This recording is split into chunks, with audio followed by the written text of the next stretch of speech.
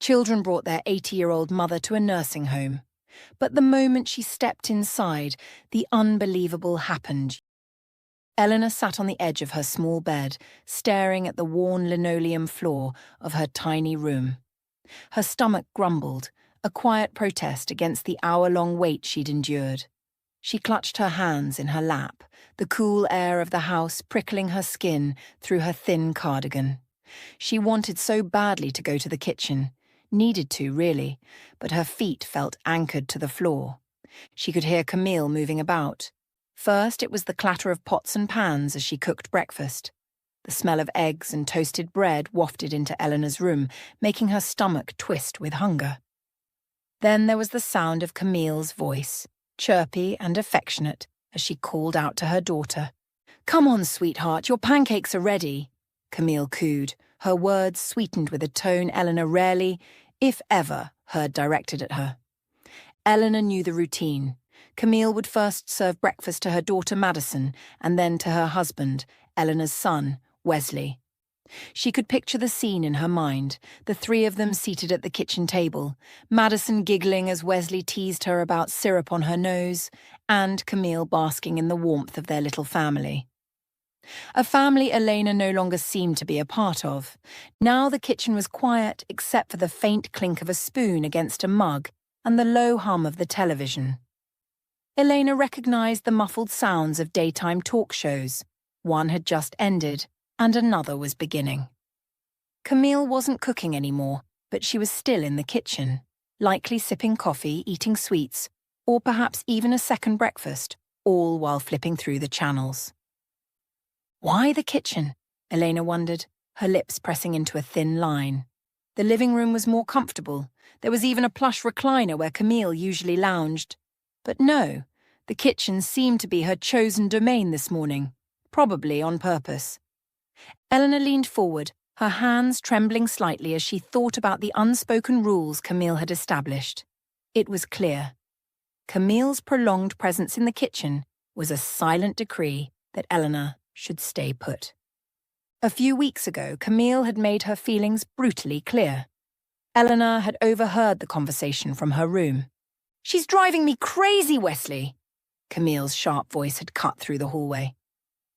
Elena had been folding her clothes at the time, her hands freezing mid-motion. "I can't handle her anymore," Camille continued, her words loud and deliberate, as if she wanted Elena to hear every syllable. "She drops crumbs everywhere when she eats. Do you know how many times I've had to clean up after her? And those hands of hers, crooked and shaky. She's broken 2 dishes this week alone." "Camille," Wesley's voice was soft, hesitant. "You know her hands?" "Oh, stop making excuses for her," Camille interrupted. "She's always groaning and huffing around the house like some kind of hippo. She knows I'm pregnant, and yet she does everything she can to stress me out. Tell her to stay out of my sight." Elena had sat frozen on the edge of her bed, her heart sinking at each harsh word. She knew Camille found her presence irritating, but to hear her son's wife speak about her like that, so openly, so cruelly, was a pain she hadn't anticipated. Wesley's response had been a mumble, too quiet for Elena to catch, but Camille's voice rose again, clear and commanding. "If you don't tell her, I will. I can't have this stress, not when I'm carrying our baby." Camille exhaled sharply, the frustration clear in her voice as she leaned against the kitchen counter. Her tone was cold, unyielding, as she began issuing her decree. "Here's how it's going to be," she said, each word deliberate. "When I'm in the kitchen, she doesn't come in. She eats in her room. And the bathroom? She only uses it when I'm not home, and she'd better keep it spotless. I'm tired of scrubbing after her. And her laundry? Let her dry it in her room. I'm not having her rags strung all over the yard for the neighbours to see. It's humiliating." Her voice carried through the hallway, landing squarely in Elena's room, where the old woman sat, frozen, listening. Every word struck her like a blow. Elena's throat tightened, and tears welled up in her eyes. How had it come to this? To hear Camille speak, one would think she was some careless, slovenly intruder in her own home. But that wasn't true. Not by a long shot. She had always prided herself on being neat. When she was younger, her home had been a beacon of order and cleanliness. But time had not been kind. Her hands were no longer steady. Her body, once agile, now moved slower than she liked. Yes. Sometimes she dropped a crumb at dinner, or a piece of food fell from her toothless mouth. She wasn't proud of these things. She understood they might not be pleasant to see, especially for someone like Camille. Even her granddaughter Madison, now 15, often shot her looks of disgust during meals. "Grandma, can't you chew quieter? It's gross," Madison had said once, wrinkling her nose. Elena had tried to laugh it off, but the sting of her words lingered. After that, she began eating more carefully, keeping her head down, determined not to cause a fuss. She had even offered to help around the house, hoping to win Camille's approval. "I can wash the dishes," she'd suggested one morning after breakfast, her voice soft and hesitant. Camille had barely glanced at her. "No thanks," she replied flatly. "The last time you did, I had to re-wash half of them. You don't check for food bits in the forks, and there are always streaks on the plates." Elena had tried again, offering to peel vegetables or stir soup while Camille cooked. But things always ended badly. Sometimes her hands betrayed her, and a cup or plate would slip, shattering on the floor.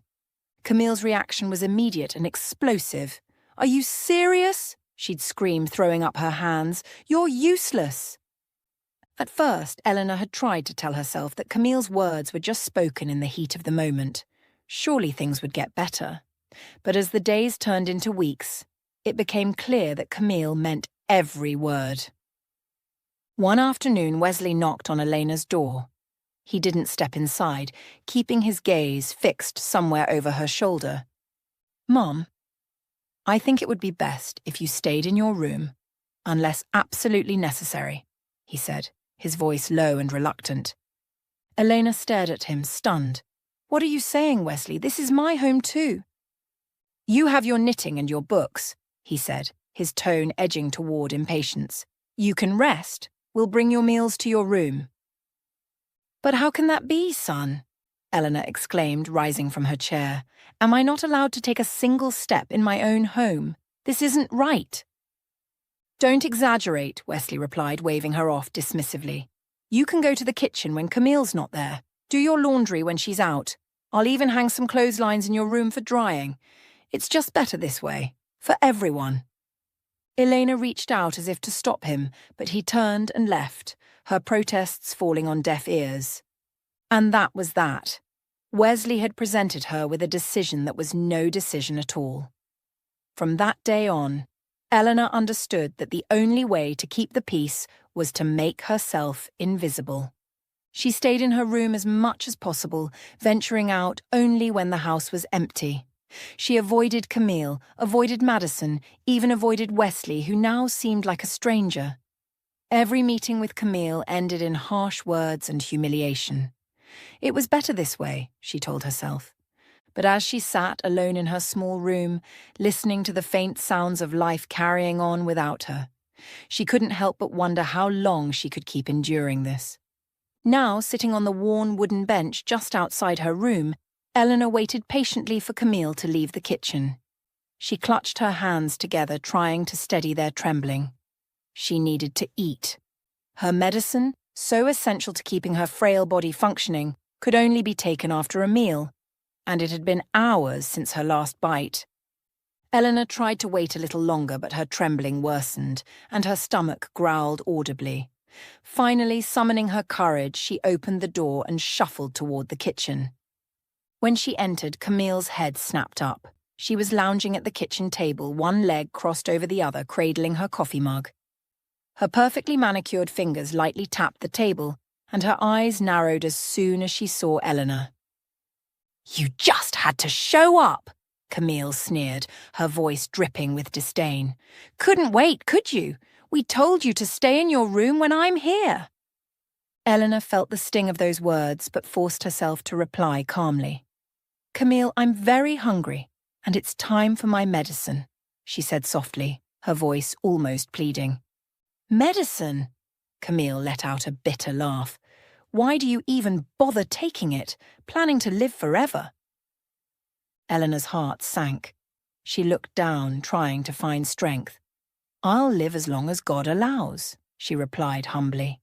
She paused, then added gently, "But Camille, you really shouldn't drink coffee.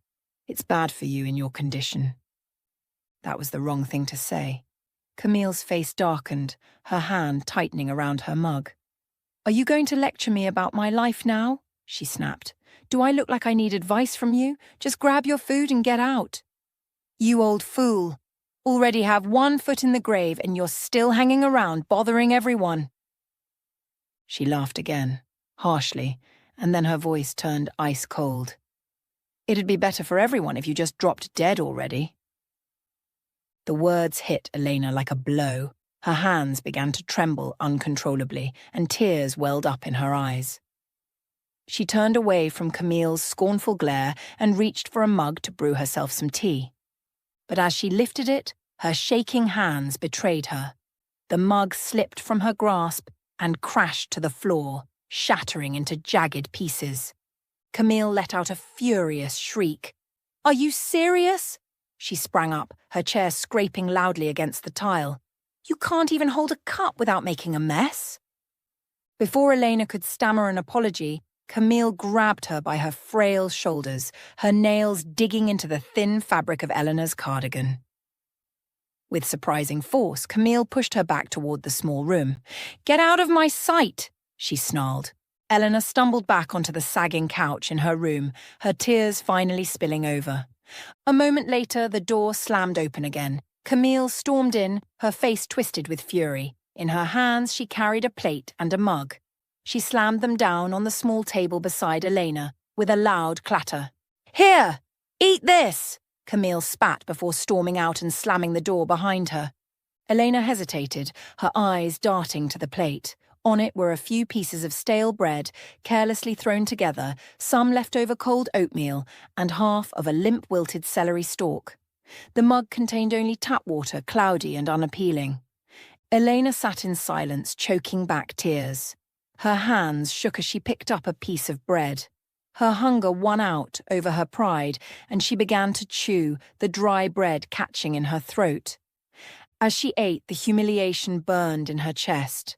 She thought about the life she had once lived, the home she had once kept so meticulously, the warmth that had once filled her days. How had it all come to this? Tears rolled down her cheeks as she swallowed the last bite of bread. Her gaze fell to her trembling hands, and she whispered to herself, "God, give me strength." Elena arrived in this northern town many years ago, fresh from university with a degree in education. She had hoped to secure a teaching position in her hometown, a southern village bathed in sunshine, where apricot orchards lined the roads, and the scent of blossoms filled the air. But the schools there were fully staffed, leaving no openings for her. Reluctantly, she had accepted a position at the local school here, teaching geography and biology. At first, her plan was simple: gain a few years of experience, return home, and perhaps start the life she had always envisioned. But the north was cold and grey, its winters long and harsh. The people were kind but distant, and the landscape, though beautiful in its own way, lacked the warmth and vibrancy she missed. Elena found little joy here. That was until she met Owen. Owen was the kind of man who drew attention wherever he went. Tall, broad-shouldered, with a confident gait and a roguish smile, he was admired by many. The local girls flirted shamelessly, and even married women stole glances in his direction. Yet, it wasn't one of the town beauties who captured his heart, but Elena, a modest, seemingly unremarkable schoolteacher. "I couldn't look away from those deep blue eyes," Owen confessed to her one evening, after they'd been courting for a few months. They were sitting under a maple tree in the park, its leaves turning golden in the early autumn chill. "There's something about them, like they hold the whole ocean." Eleanor blushed deeply at his words, but by then she was already in love. So when Owen proposed, dropping to one knee in the middle of town square with a bouquet of daisies in his hand, she accepted without hesitation. Their life together began with promise. Owen's charm and Eleanor's warmth seemed to complement each other perfectly. The house was filled with laughter and love, But there was one shadow over their happiness. They couldn't have children. Elena visited every doctor she could find, endured countless tests and procedures, but the answer was always the same. She was healthy. The problem might be with her husband, the doctors suggested, but Owen refused to entertain the idea. "There's nothing wrong with me," he'd say dismissively, his voice tinged with irritation. "You know, there was a woman once." He paused, not meeting Elena's eyes. "She got pregnant, so it's not me." Elena knew what he meant.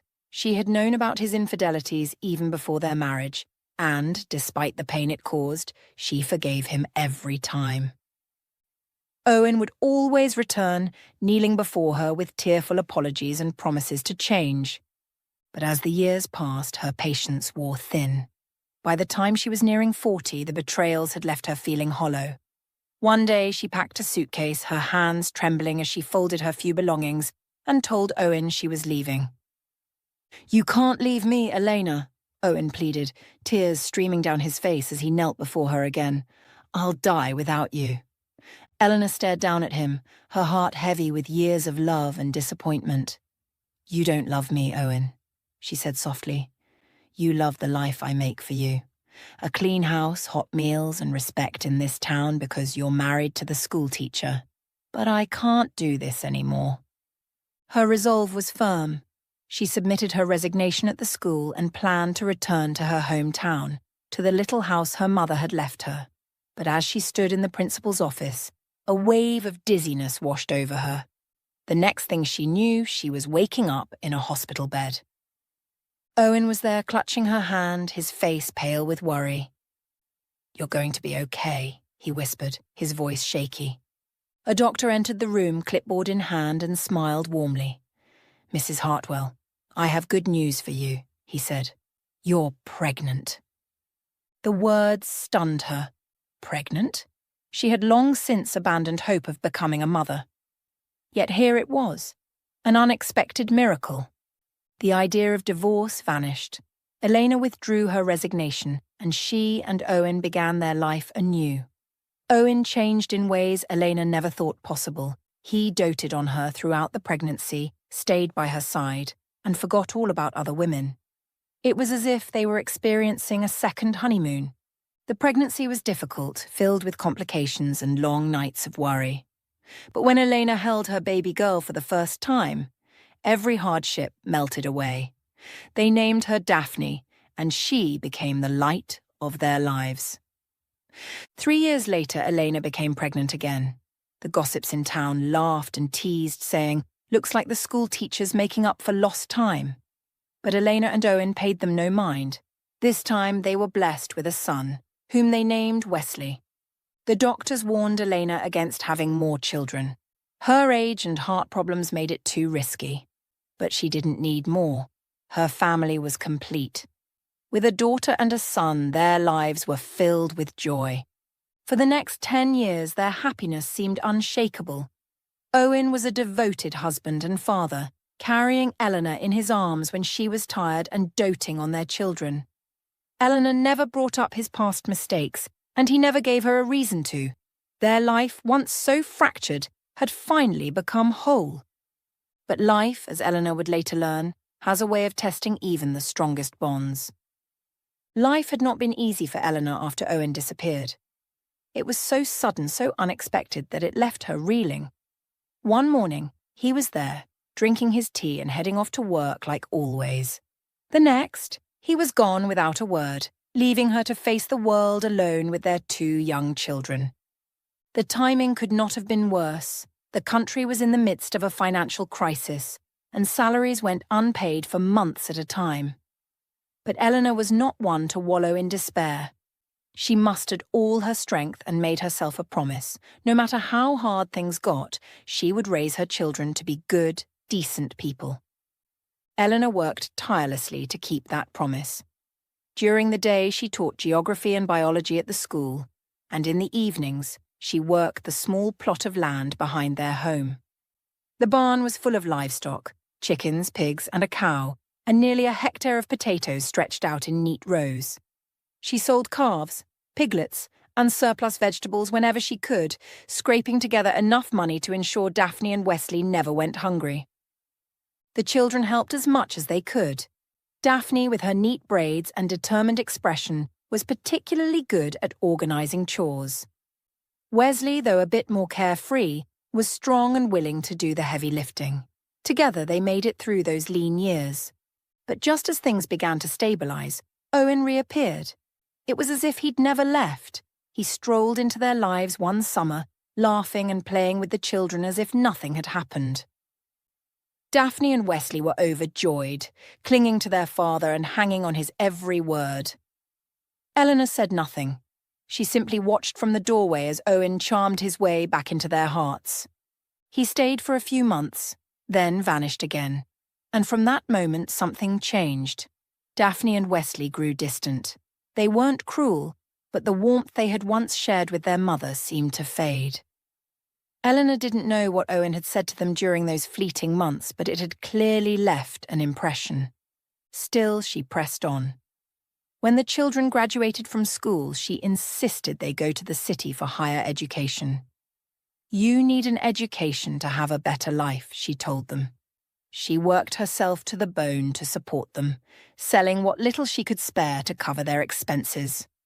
Daphne thrived in the city. She earned a degree in economics, landed a job at a prestigious firm, and married a businessman. At first, she visited her mother often, bringing gifts and sharing stories of her life in the bustling metropolis. But as time passed, the visits became less frequent. "We're so busy, Mama," she would say over the phone. "The business takes up all our time." Elena understood. She didn't want to be a burden, though she wished she could see her grandchildren more often. Wesley's path was more complicated. After graduating with a degree in road construction, he bounced from job to job, struggling to find his footing. Eventually he moved to the north, where he worked for several years building roads. It seemed like he had finally found his place. But then he called Elena with surprising news. He had gotten married. "Her name is Camille," Wesley said over the phone. "She has a daughter from her first marriage, Madison. But it's fine. She's a great kid." Elena was thrilled. "Finally my boy has settled down," she thought. When she met Camille for the first time, Elena found her to be polite but reserved. Camille wasn't particularly warm, but Elena chalked it up to nerves. Life seemed to stabilise for Wesley until he narrowly avoided criminal charges due to a construction mishap. Though cleared of wrongdoing, he couldn't keep his job and decided to return to his hometown. "I want to move back to your house, Mom," Wesley announced one evening during a visit. "We'll live with you, and I've already found a job at the local road construction site." Elena agreed without hesitation. She had long since retired and struggled with her health. Having Wesley's family move in seemed like a blessing. Camille could help with household chores, and Madison, now a teenager, could lend a hand. Plus, Camille was pregnant, news that filled Elena with joy. When they arrived, Elena welcomed them with open arms. "Madison, you can call me Grandma," she said warmly, kneeling down to greet the girl. Madison glanced at her and curled her lips in a faint sneer. "We'll see," she muttered under her breath. Elena decided not to take it personally. She just needs time, she told herself. Elena even started calling Camille daughter, hoping to build a bond. But Camille never reciprocated, always addressing her as Elena. That was fine, Elena thought. It would take time for them to adjust to living together. What Elena didn't realize was that this was only the beginning of a new and unexpected chapter, one far more challenging than she had ever anticipated. Here's the polished and expanded version of the story with added emotional depth and dialogue.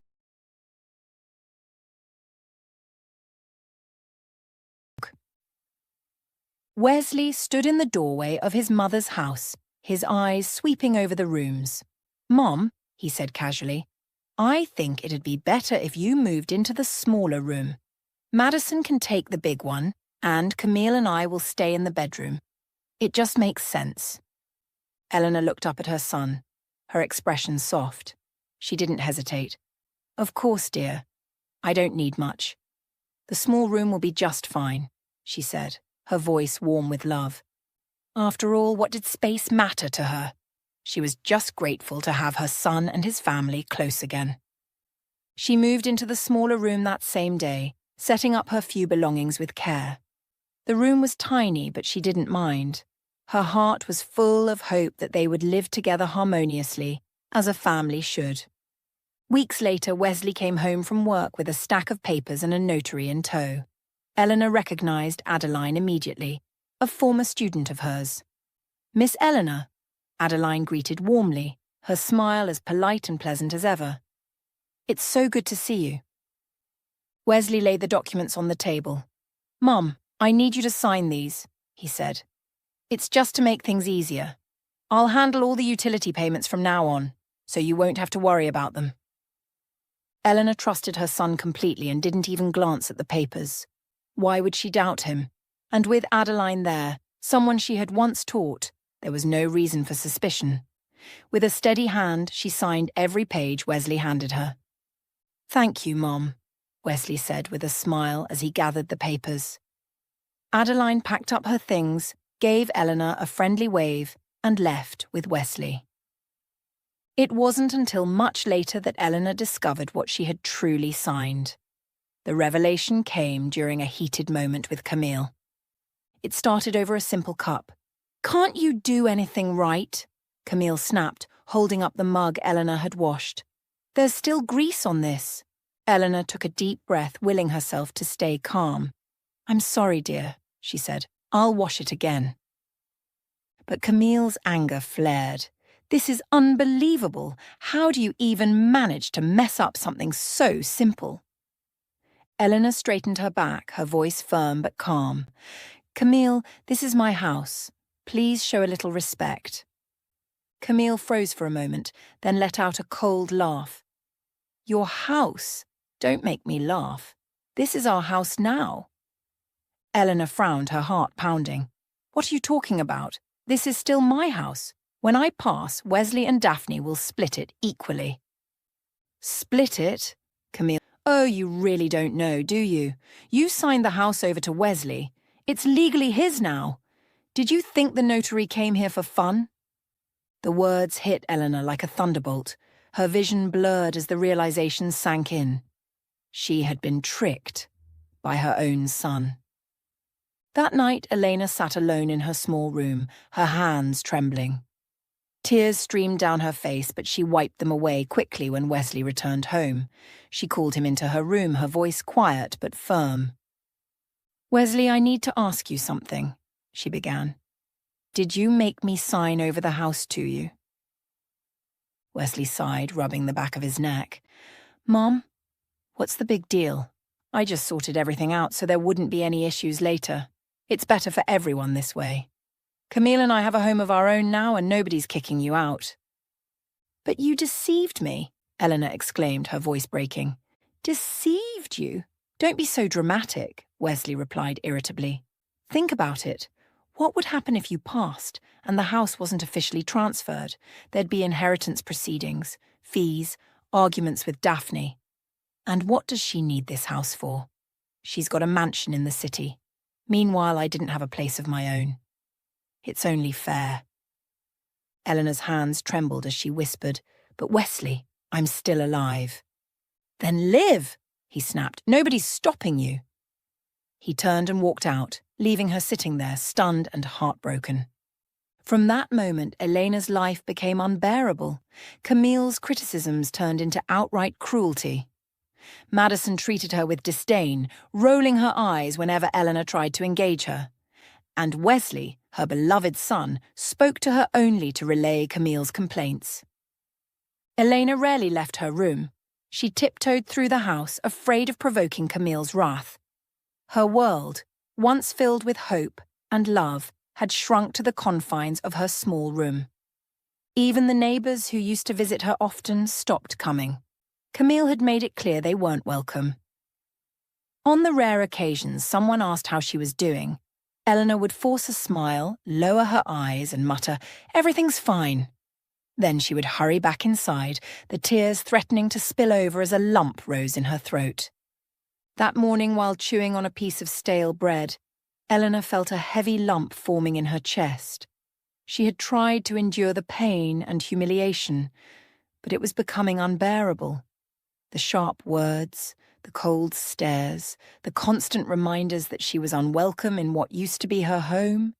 It was too much. She thought of Daphne. They occasionally spoke on the phone, but Elena had never mentioned how bad things had gotten. She hadn't wanted to burden her daughter or seem like a complainer. But today something shifted. Elena resolved to tell her everything.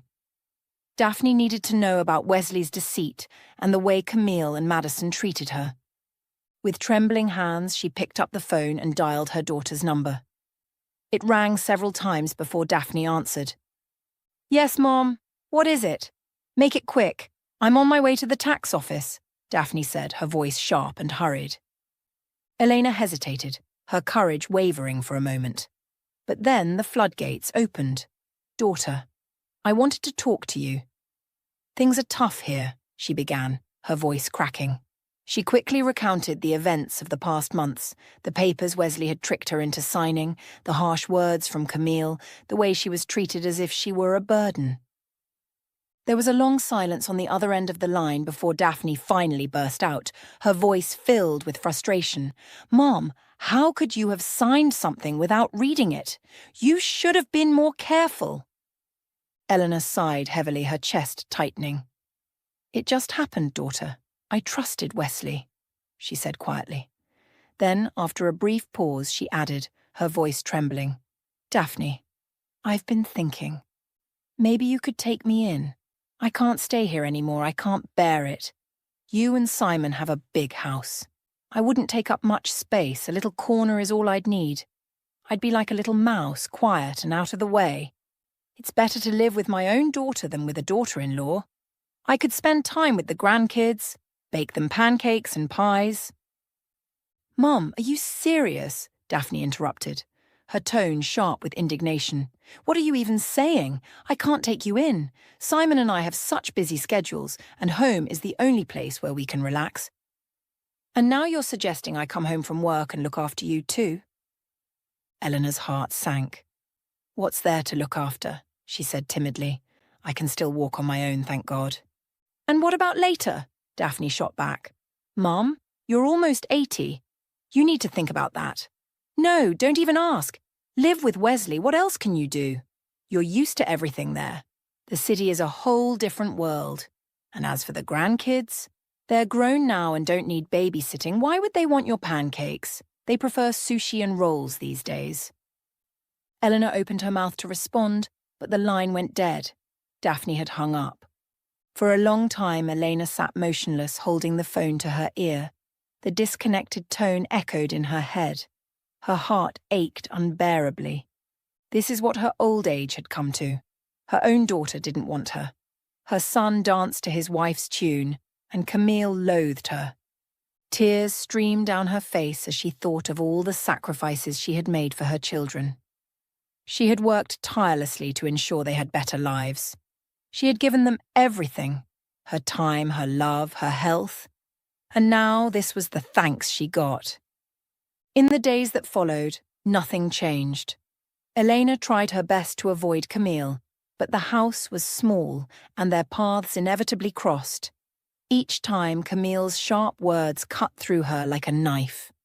"When are you going to die already?" Camille hissed one morning as Elena passed her in the hallway. Elena stopped in her tracks, the words hanging in the air. She turned to look at Camille, but her daughter-in-law had already walked away, leaving her standing there, trembling.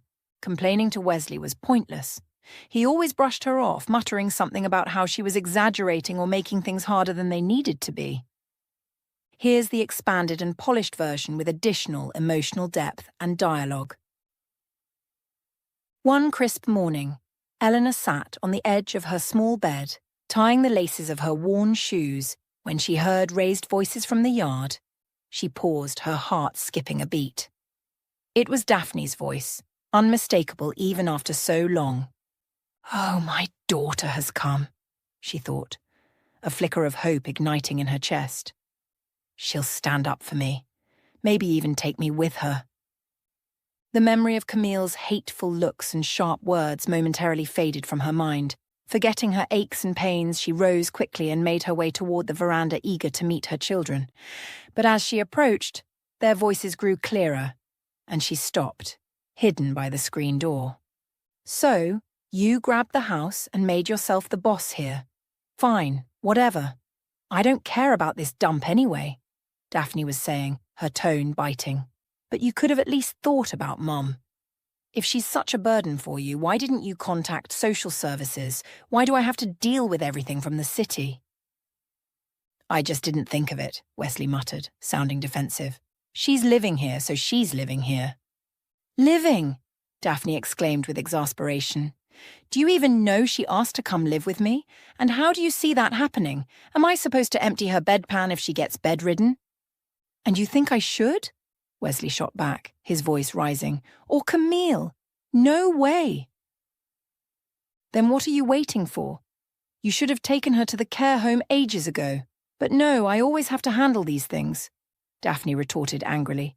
"Do you know how much this has cost me?" "Whatever, we need to get her ready. They said she has to be there by lunchtime. They'll handle the paperwork after that. Go tell her." "Let's go together," Wesley suggested hesitantly, his voice quieter now. They stood in awkward silence, neither willing to go inside. Elena's heart clenched painfully as she realized what they were discussing. The flicker of hope she had felt just moments ago extinguished completely. Taking a deep breath, she pushed open the screen door and stepped into the yard. "Children, Wesley, Daphne," she called, her voice trembling but firm. "What's going on? What are you planning?" Her son and daughter exchanged uneasy glances. Daphne sighed heavily, straightening her posture and raising her chin. "Mom, don't worry so much," Daphne began, her tone brisk and detached. "You're moving today to the House of Mercy. I've already made all the arrangements. It's the care home in Silverbrook." "A care home?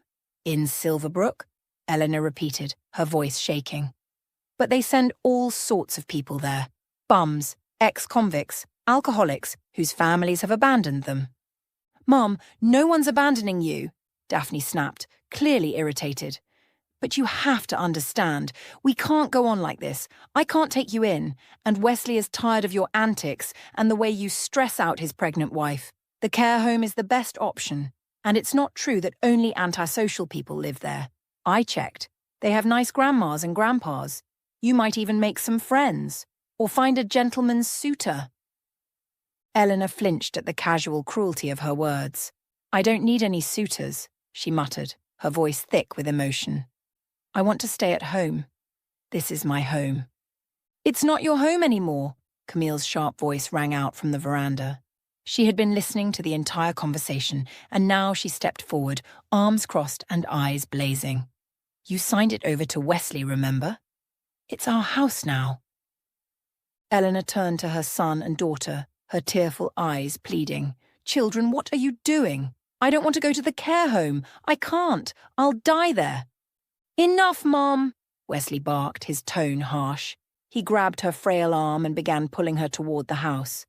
"Don't you understand that you're just getting in the way of our lives? You've lived your life, let us live ours. Let's go pack your things." Elena stumbled as Wesley dragged her into her small room. Camille followed close behind, throwing a large checkered bag onto the floor and roughly stuffing Elena's belongings into it. "Here, this and this," Camille muttered as she grabbed Elena's few cherished items, clothes, a photo album, and a small wooden box filled with keepsakes. "That's enough," Wesley said after a while, zipping the bag shut. "If we forgot anything, I'll bring it later."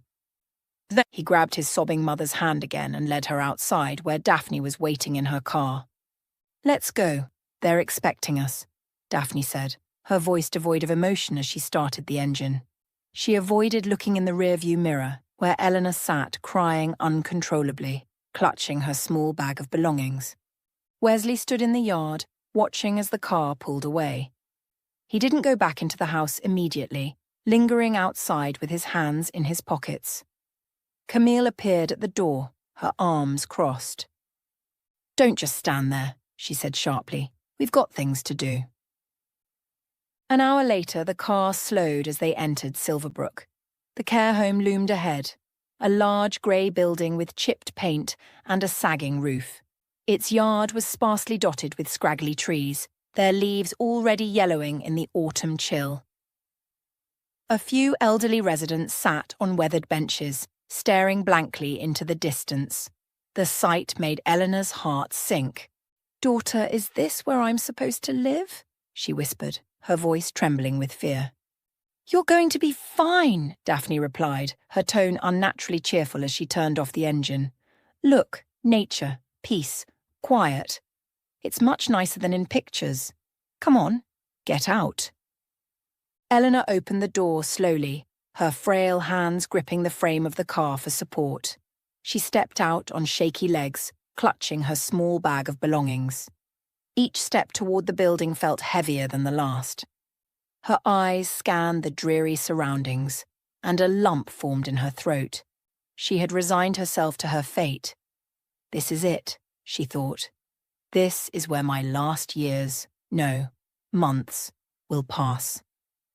Just as she reached the vestibule, a loud rumble of an engine broke through the stillness. A pickup truck pulled into the driveway, its tires crunching on the gravel. A man jumped out, his urgency evident as he dashed toward the entrance. "Mrs. Hartwell, don't go in there," he shouted, his voice booming across the yard. Eleanor turned, startled by the commotion. She squinted her near-sighted eyes, trying to make out who the man was. He was short and stocky, about Wesley's age, with reddish hair and pale eyebrows. There was something familiar about him, though she couldn't quite place him. "Grant Ellington!" she gasped suddenly, recognition dawning. Her lips quivered as she stared at the man approaching her. "Is it really you?" "Yes, Mrs. Hartwell. It's me." Grant grinned broadly, his face lighting up as he reached her. "I've been chasing after you the whole way. I barely caught up." "But why?" Eleanor asked, her voice tinged with confusion and disbelief. She clutched her bag tighter, unsure of what to expect. "Because you're not going to live here," Grant declared firmly, his tone leaving no room for doubt. He stepped closer, his expression softening as he looked into her tear-filled eyes. "If your children are abandoning you, then I'm offering you my help. Come live with me." "With you?" Eleanor blinked rapidly, her vision blurring as fresh tears streamed down her face. "Grant." She remembered him vividly. Back in the day, he had been her most troublesome student, the kind of boy who gave teachers grey hairs before their time. Fights, skipped homework, angry outbursts. Grant Ellington had been the kind of student who filled other teachers with dread. But not Eleanor. She had been his homeroom teacher, and she knew there was more to his behaviour than met the eye. The chaos of the financial crisis had left deep scars on many families, and Grant's was no exception. His parents, overwhelmed by job losses and mounting despair, had turned to alcohol. Eleanor had visited their home more times than she could count. She had scolded them, pleaded with them, even begged them to take better care of their son. But it was hopeless. The little money they earned from odd jobs disappeared into bottles of cheap liquor. Grant often came to school in clothes that were too small or full of holes, his face unwashed, his hair unkempt. He was hungry more often than not, and his anger seemed to grow with every passing day. Eleanor had reached out to every authority she could think of: the Education Department, Child Services, the Juvenile Affairs Office. But those were chaotic times, and resources were stretched thin. No one had the time or will to intervene in families like Grant's. Left with no other options, Elena took matters into her own hands. She gave him hand-me-down clothes from Wesley, though her son and even Daphne disapproved. "Why do you care so much about the son of drunks?" Daphne had asked more than once, shaking her head. But Eleanor didn't listen. She persisted, giving Grant a few coins for lunch when she could spare it, or taking him to the local barber to have his unruly hair trimmed. At first, Grant resisted. He was embarrassed by her help and lashed out, calling her names or running away. But Eleanor didn't see a monster, as so many others did. She saw a miserable, frightened child lashing out at a world that had been anything but kind to him. One day, after she handed him a warm jacket that had once belonged to Wesley, she said gently, Grant, everyone needs a little help sometimes. There's no shame in accepting it. You're a good boy, and I believe in you." Those words changed something in him. Slowly, he began to trust her. Geography became his favorite subject, and Elena noticed him calming down, even smiling now and then. By the 9th grade, Grant had managed to pass all his exams. No failing grades, a feat that had once seemed impossible. But just as things began to look up for him, tragedy struck. His parents poisoned themselves with bad alcohol and died within days of each other. Elena was heartbroken but determined not to let Grant fall through the cracks. She personally escorted him to the orphanage, holding his hand as he walked through the gates. Before leaving, she knelt down to his level and looked him straight in the eye. "Grant," she said firmly, "you are not defined by where you come from. Hold your head high. Carry yourself with dignity no matter what. I promise to visit you, and I'll always be here for you." True to her word, she visited him once a month, bringing small gifts and words of encouragement. She watched him grow into a young man, and when he left the orphanage to join the army, she was there to see him off. Slipping a few bills into his hand, she said, "You'll need this, whether you think so or not." Grant had protested, but Elena had silenced him with a look. "Just promise me you'll take care of yourself," she said. That was the last time she saw him. He wrote to her twice from the army, his letters filled with gratitude and stories of his new life. But then, the letters stopped. Elena tried to find out what had happened to him, but no one seemed to know. There were rumors that he had served in a conflict zone, but beyond that, nothing. Time passed, and life moved on. Mrs. Hartwell eventually stopped searching, though she never forgot him. And now here they were, decades later, standing face to face on the doorstep of a care home. "Don't go in there," Grant repeated, stepping closer to the entrance. "What do you mean, don't go in?" Daphne snapped, her voice laced with irritation as she dragged the heavy checkered bag of belongings toward the building. Her eyes narrowed as recognition dawned. "Grant, you again. Why don't you just leave? We can handle this without you." Grant's face remained calm, though his eyes flashed with determination. "Daphne, you go on ahead if you like," he said, his tone measured. "Mrs. Hartwell and I will figure out what to do." Daphne rolled her eyes and planted her hands on her hips. "Mom, why are you standing there listening to this rogue?" she exclaimed, her voice rising. "Can't you see he wants something from you? He probably thinks you have a huge pension or something. Well, Grant, let me set you straight. It's not much at all. Nothing to get excited about. Now leave." Grant's expression softened, though there was a quiet firmness in his voice as he replied, "Not everything is about money, Daphne. Some of us still care about doing what's right. And I can't, in good conscience, let Mrs. Hartwell end up in a care home. If you, her own children, aren't ashamed, I'll carry that shame for you. My conscience won't let me ignore this."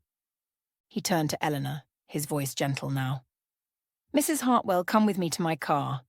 You'll be comfortable with us. I have a good home, a family that will treat you well, and there's a place for you there." Elena hesitated for a moment, her eyes darting between her furious daughter and the man who had once been her troubled student. Then, with trembling hands, she stepped toward Grant. "Mom, have you lost your mind?" Daphne shouted, her voice breaking with frustration. "Where are you going? Do you even know this man?" Elena turned to her daughter, her voice soft but resolute. "Daughter," she said, her words trembling with emotion. "It seems I didn't really know you or Wesley either." Daphne's face flushed with anger. She threw the bag at her mother's feet, the sound echoing in the stillness. "Well, do as you wish," she yelled, her voice shaking. "Just don't call me or complain anymore. I'm done worrying about you." Grant bent down, picked up the bag with ease, and looked at Daphne, his lips curling into a faint smirk. "We don't need that kind of worry," he said calmly. "Let's go, Mrs. Hartwell." He gently placed a hand on Eleanor's arm, guiding her toward his pickup truck. Elena followed, her steps unsteady but her heart unexpectedly light. As Grant opened the door for her and helped her into the passenger seat, she stole one last glance at Daphne.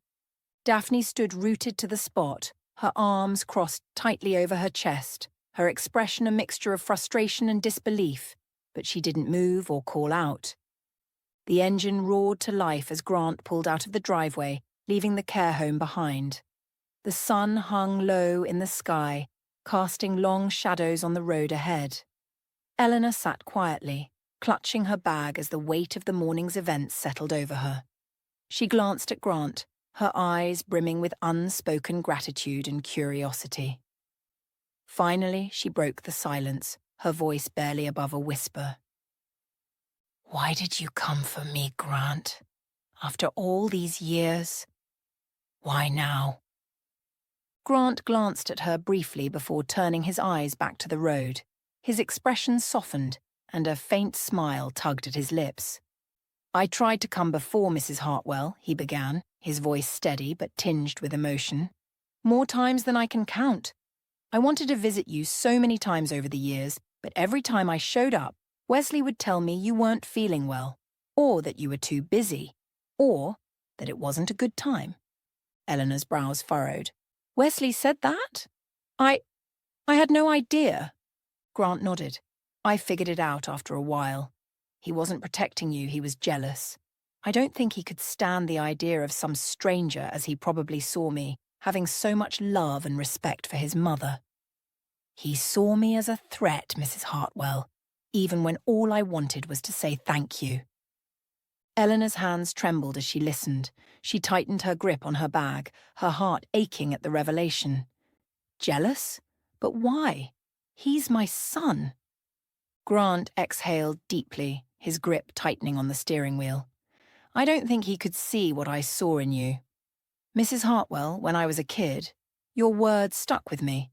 Every time I did something, whether it was starting a project, working on something new, or even making the smallest decision, your voice was there in my head. Hold your head high. Carry yourself with dignity. You believed in me when no one else did." Eleanor blinked rapidly, trying to process his words. "Grant, I just did what any teacher would have done." "No," Grant said firmly, his voice growing stronger. "You didn't. You went out of your way to help me when no one else cared. You didn't have to give me Wesley's old clothes, or bring me lunch money, or fight for me when everyone else wrote me off as a lost cause. But you did. And you didn't stop there. You kept visiting me at the orphanage, even when I thought everyone else in the world had forgotten me. You showed me what kindness and love really looked like." Eleanor's eyes filled with tears, but this time they weren't tears of sorrow. "Oh, Grant. I never realized how much it meant to you. I just wanted to help." "You did more than help, Mrs. Hartwell. You gave me something I didn't even know I needed. Hope. To me, it felt like motherly love, and that's something I'd never had before." He paused, his voice catching for a moment before he continued. "So, when I heard you were being taken to a care home, I knew I had to act. This was my last chance to repay you, to make things right. I couldn't let you end up in a place like that. Not after everything you've done for me." Eleanor wiped her tears with the edge of her sleeve, her heart swelling with a mixture of gratitude and heartbreak. "Grant, you didn't have to do this." "I did," he interrupted gently. "For you, I did. You were there for me when I needed someone the most. Now it's my turn to be there for you." The truck rumbled down the road, the care home disappearing into the distance. Elena looked out the window at the passing trees and fields, her mind swirling with memories and emotions. For the first time in what felt like an eternity, she felt seen. Loved. Turning back to Grant, she reached out and placed a hand on his arm. "Thank you," she said, her voice trembling. "You don't know what this means to me." Grant glanced at her, his smile warm and reassuring. "You don't have to thank me, Mrs. Hartwell. Let's just get you home." As the truck drove on, the sun broke through the clouds, bathing the road ahead in golden light. For the first time in years, Eleanor felt a flicker of something she thought she had lost forever. Hope. The truck hummed along the road and Grant began to share his story. Elena listened intently, the steady rhythm of his voice calming her as the fields and trees blurred past. My time in the army was eye-opening, Grant said thoughtfully, his hands steady on the wheel. I learned discipline there, responsibility, things I never really understood as a kid. Elena nodded, her lips curving into a small smile. You always had potential, Grant. I knew you'd figure it out someday. Grant chuckled, shaking his head. I wasn't so sure back then, but the army straightened me out.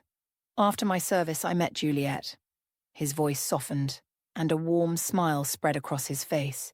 She's amazing, Mrs. Hartwell. She was also from an orphanage. We bonded over that. Our shared past, I guess. We didn't have much when we started. Rented a tiny place and scraped by, but we worked hard. Things are different now, Grant said, pride evident in his tone. We've built a life together. I've got a thriving auto business, and we finally bought our own home a few years ago. It's a beautiful place. Juliet picked it out herself. She's incredible, you'll see. Not just as a wife and mother, but as a businesswoman too. She manages her own bakery, best bread and pastries in the city. He grinned. And children? Elena asked, her voice brightening at the thought. Grant beamed. 3. Our 2 older ones are nearly grown. Connor's 19, about to start college, and Emma's 17, finishing high school. And then there's our little one, Rosie. She just started kindergarten, keeps us all on our toes. Eleanor's heart swelled. She could see the love and pride in Grant's eyes as he spoke. You've done well for yourself, Grant, she said, her voice filled with admiration. And Juliet sounds like a wonderful woman. She is, Grant agreed. When I heard about you, Mrs. Hartwell, the first thing I did was call her. I told her everything. About you, about what you did for me, and what was happening now. And what did she say? Elena asked softly. Grant glanced at her, his eyes sparkling with emotion. She was the first to suggest taking you in. I'd been thinking about it, but I wasn't sure. When I told Juliet, she didn't even hesitate. She said, "Bring her home."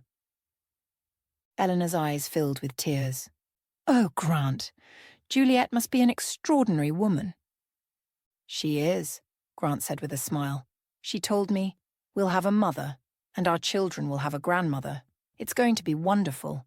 He paused, his voice thick with emotion. I couldn't believe how well she understood me. It's like she knew exactly what I needed to hear.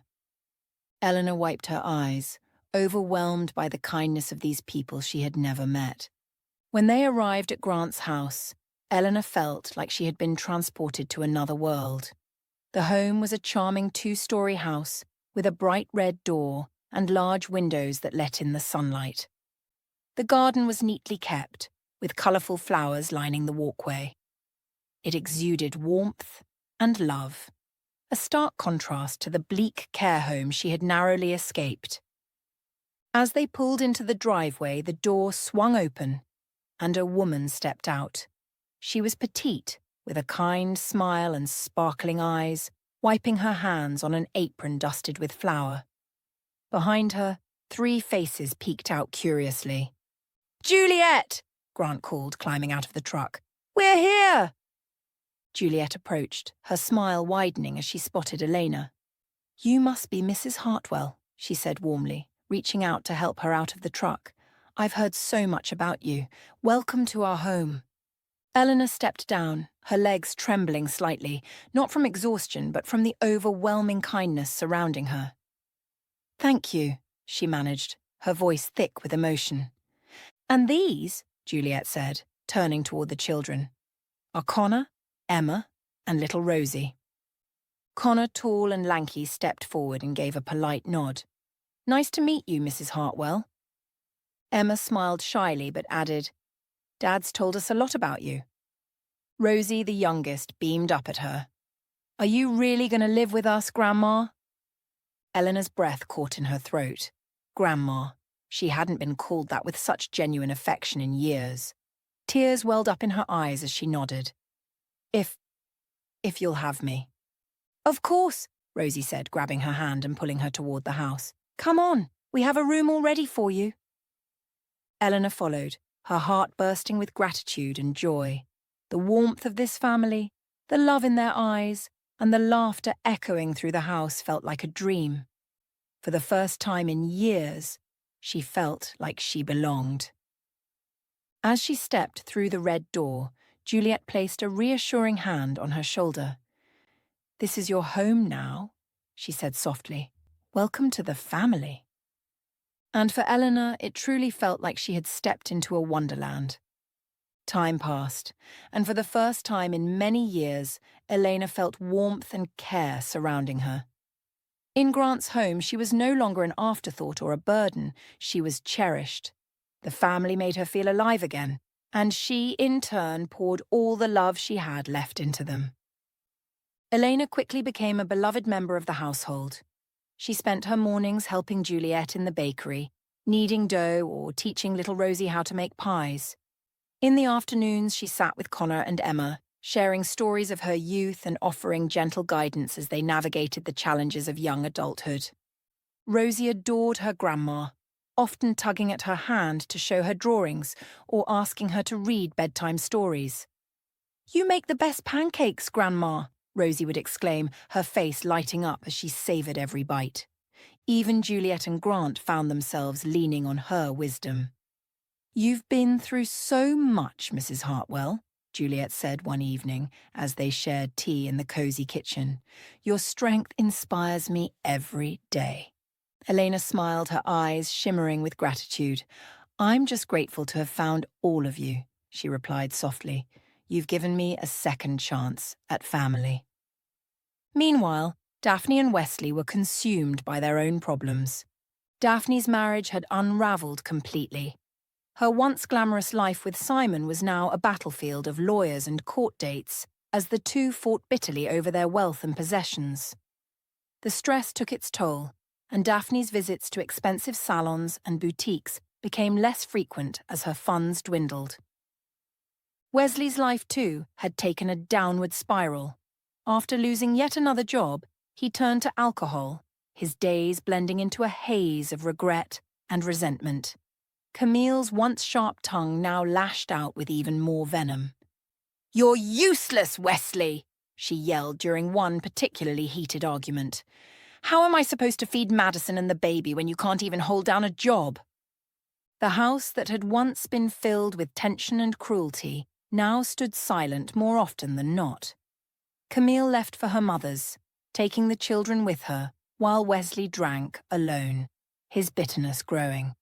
Neither Daphne nor Wesley ever called to check on their mother. Not a single phone call, letter, or message. One crisp autumn evening, as the family gathered on the porch, wrapped in blankets and sipping hot cocoa, Elena looked around at the smiling faces of her new family. Laughter echoed through the air as Rosie showed off her pumpkin carving skills, and Grant teased Juliet about her overly intricate designs. For Elena, it was a moment of profound peace. She felt whole again, surrounded by love and joy. And though her past had been filled with hardships, her present was a gift she hadn't dared to dream of. As for Daphne and Wesley, life gave them exactly what they deserved.